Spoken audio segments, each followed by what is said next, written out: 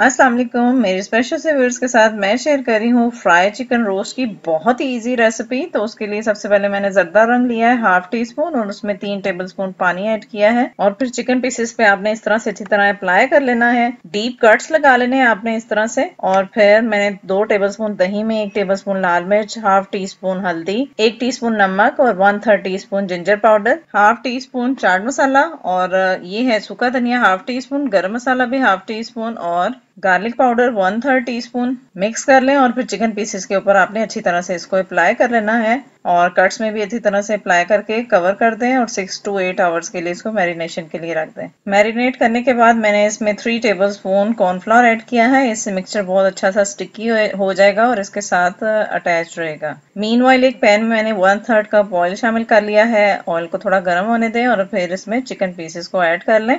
20 minutes के लिए one side पे मीडियम टू लो फ्लेम पे इसको कुक कर लें और फिर साइड्स को चेंज करके दोबारा से कवर कर दें और 20 मिनट्स के लिए दोबारा कुक कर लें टेंडर होने तक। और बार बार आपने साइड्स को चेंज नहीं करना, अदरवाइज कोटिंग उतर जाएगी। तो डिश आउट कर लें। रेसिपी अच्छी लगे तो लाइक शेयर और कमेंट कर दें। Thank you.